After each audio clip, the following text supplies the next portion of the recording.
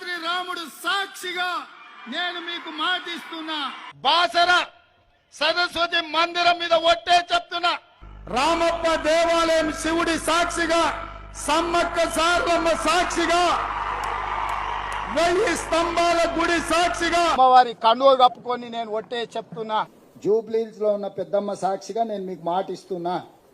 జోగులాంబ సాక్షిగా, కొమరవెల్లి మల్లన్న సాక్షిగా, ఆర్మూర్ సుద్దులగుట్ట సాక్షిగా, అనంతగిరి కొండల్లో ఉన్న పద్మనాభుడి సాక్షిగా, యాదగిరి గుట్ట లక్ష్మీ నరసింహ సాక్షిగా తెలంగాణ రైతాంగానికి మాట ఇస్తున్నా.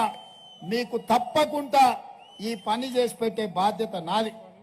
వచ్చేసారి పండించే ఒడ్లు కూడా 500 రూపాయల బోనస్ ఇచ్చి కొనుగోలు చేసే బాధ్యత నాది.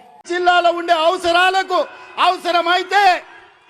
అవసరమైతే వేదిక మీద నా మంత్రివర్గ సహచరుల సాక్షిగా మా వలస జీవితాలు బాగుపడాలంటే సంవత్సరానికో 20,000 కోట్లు మా జిల్లాకు ప్రత్యేకంగా నిధులు ఇవ్వండి అని నేను అడుగుతున్నా మీ తరఫున.